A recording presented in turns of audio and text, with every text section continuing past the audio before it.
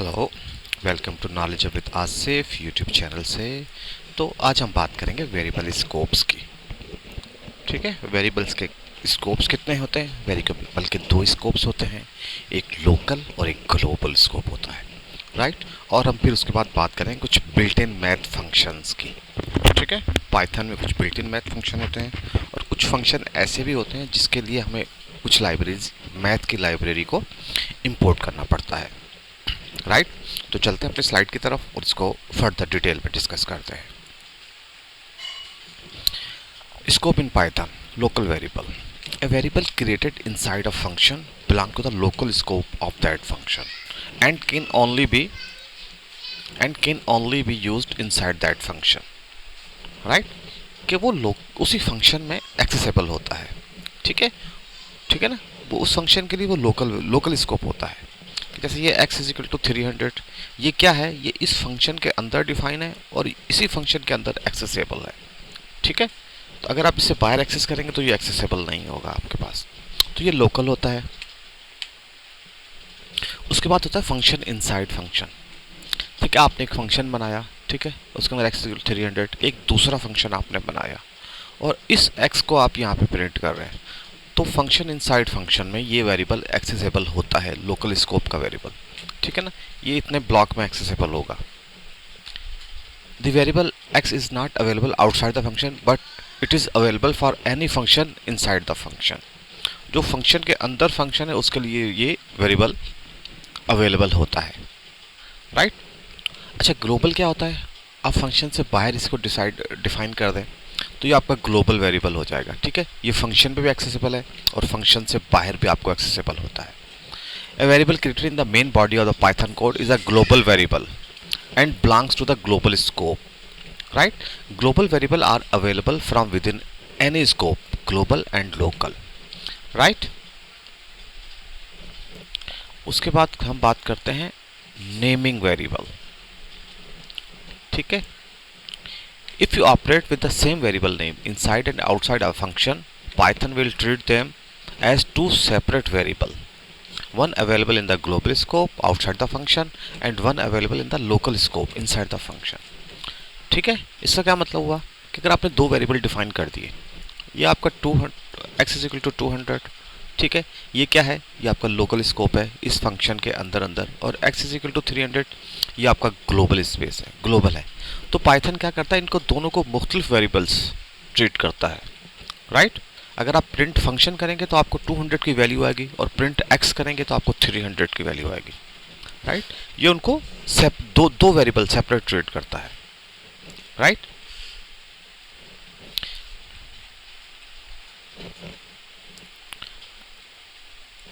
अच्छा, अगर हम बात कर लेते हैं इसकी, इसको थोड़ा सा नीचे ले आते हैं।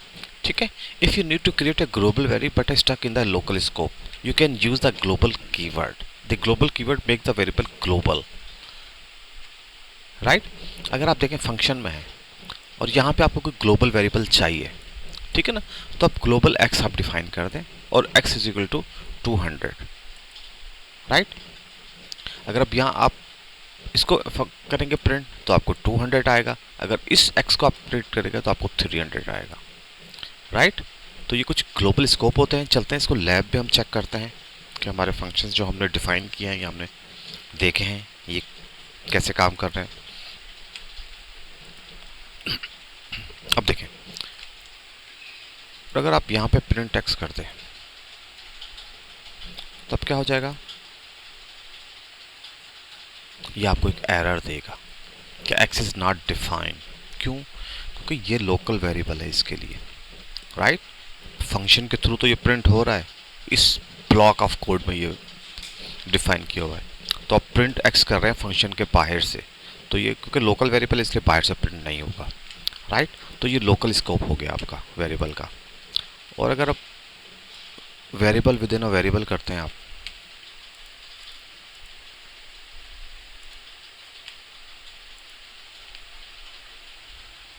ठीक है। ओहो, इसको क्या है मसला?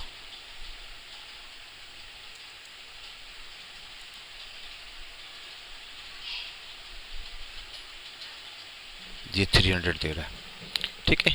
फंक्शन के अंदर फंक्शन में देखिए, अब यहाँ से हम इसको प्रिंट कर रहे हैं मगर हमने डिफाइन किया है मेन फंक्शन में, ठीक है। ये इसका इनर फंक्शन है। तो जो लोकल वेरिएबल होता है वो function with in a function में भी एक्सेसिबल होता है, राइट। तो ये देखिए प्रिंट एक्स हम इनर फंक्शन से कॉल कर रहे हैं, ठीक है।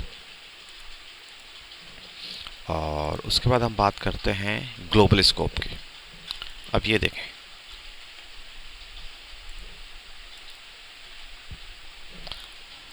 अब ये आपको क्या करके देगा,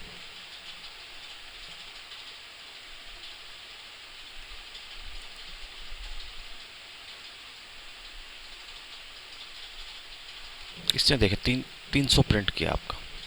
300 कैसे प्रिंट किया, एक तो इसने 300 प्रिंट किया फंक्शन के थ्रू, ठीक है। प्रिंट एक्स, एक्स क्या है, ये हमारा ग्लोबली डिफाइन किया हुआ है, ठीक है। एक तो इसने ये प्रिंट कर दिया, माय फंक्शन कॉल की तो इसने प्रिंट कर दिया, और एक हम यहाँ से प्रिंट करवा रहे हैं इसको, तो ये इसने ये प्रिंट कर दिया, ठीक है।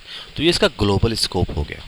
Global scope with in a function भी आपका एक्सेसिबल होता है, और आउटसाइड द फंक्शन तो एक्सेसिबल होता ही है, ये तो आपको पता होगा ग्लोबल स्कोप में, राइट। अच्छा, इसमें देखें ये थोड़ा सा आपको कंफ्यूज करेगा, और इसको समझते हैं हम लोग।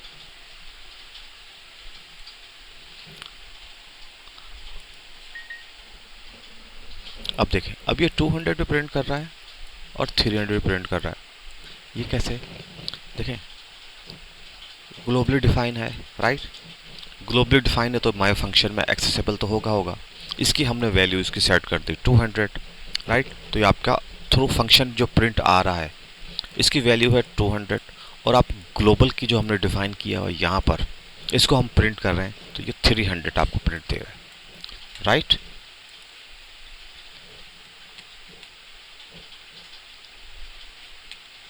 अच्छा चलो इसको देखते हैं हम लोग।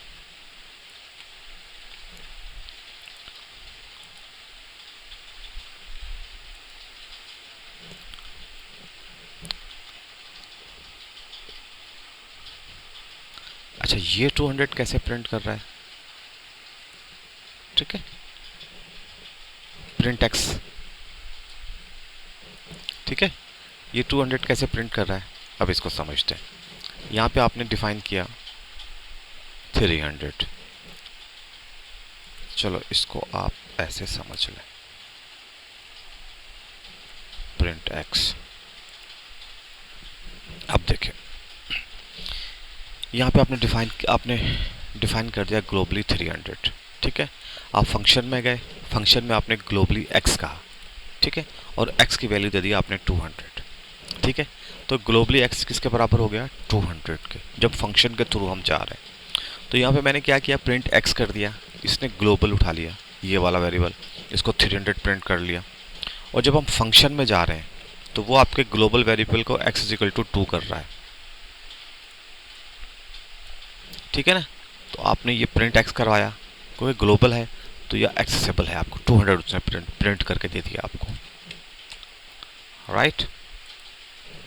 तो ये था कुछ वेरिएबल के स्कोप्स। और अब हम बात करते हैं मैथ फंक्शन की,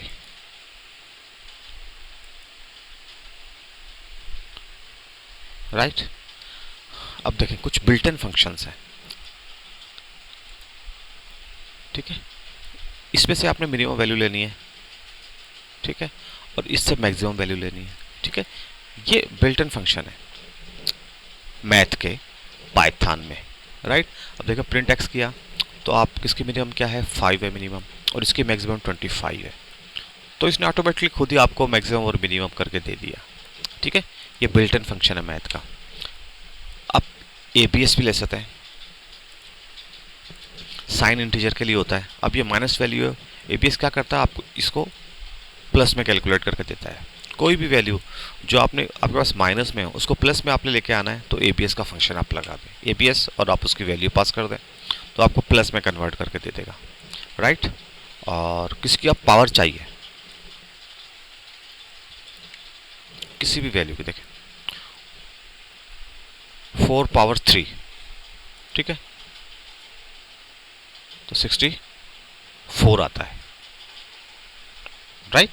अब किसी पी ओ डब्ल्यू का फंक्शन है 4 पावर 3, तो आप 64 ले सकते हैं, राइट। तो उसके बाद कुछ फंक्शन है मैथ स्क्वायर, स्क्वायर रूट, ठीक है ना। स्क्वायर रूट के लिए क्या करो, आपको मैथ की लाइब्रेरी को इंपोर्ट करना पड़ेगा, ठीक है। ये फंक्शन है बिल्ट इन, मैथ के फंक्शंस हैं, मगर इसके लिए आपको पाइथन के बिल्ट इन नहीं, आपको मैथ की लाइब्रेरी को इंपोर्ट करना पड़ेगा। ये स्क्वायर रूट को कैलकुलेट करेगा 64 का 8 आता है, राइट। आपका स्क्वायर रूट 64 का 8 आता है, राइट। और देख लें आप सीलिंग और फ्लोरिंग,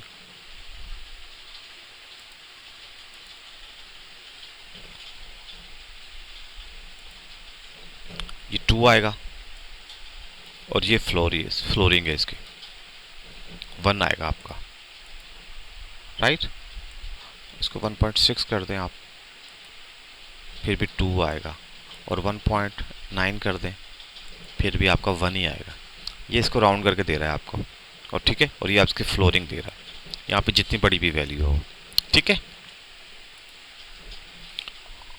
और एक पाई का फंक्शन होता है, ठीक है। अगर आपको पाई की वैल्यू चाहिए, ठीक है, अगर आपको पाई की वैल्यू चाहिए तो आप मैथ डॉट पाई कर सकते हैं, मगर उसके लिए मैथ की लाइब्रेरी को इंपोर्ट करना पड़ेगा 3.14, ठीक है। 22/7 भी कहते हैं, 22/7, 22/7 भी कहते हैं इसको, राइट। तो ये कुछ आज का हमारा टॉपिक था, छोटा सा टॉपिक था, मगर ये बताना ज़रूरी था आपको, वेरिएबल के स्कोप पाइथन में, और कुछ फंक्शंस थे मैथ के, कुछ बिल्ट इन फंक्शन थे, और कुछ फंक्शन थे जो मैथ की लाइब्रेरी के साथ हमने चेक किए, राइट। तो ये आज का लेक्चर है, और इंशाल्लाह मिलते हैं। तो पाइथन की जो बेसिक कॉन्सेप्ट्स हैं, जो बेसिक्स थी, वो तकरीबन ऑलमोस्ट हम कंप्लीट कर चुके हैं, राइट। और नेक्स्ट लेक्चर में हम इंशाल्लाह हम GUI फेजेस का कंप्लीट करेंगे, जैसे इसकी कुछ लाइब्रेरीज या कुछ मॉड्यूल्स हैं, जैसे हम बात करेंगे टिकंटर की, ठीक है, किंटर या टिकंटर एक ही बात है। तो नेक्स्ट लेक्चर से हम उस पर स्टार्ट करेंगे, और आपको GUI हम कैसे बनाते हैं, GUI यूज़र इंटरफेस हम कैसे बनाते हैं, तो इसको डिस्कस कर लेंगे। तो तब तक के लिए मुझे इजाज़त दीजिए। प्लीज़ मेरे इस लेक्चर को लाइक कीजिएगा, मेरे चैनल को सब्सक्राइब भी करें। तो इंशाल्लाह मिलते हैं आपसे नेक्स्ट लेक्चर में, तब तक के लिए मुझे इजाज़त दीजिए। अल्लाह हाफिज़।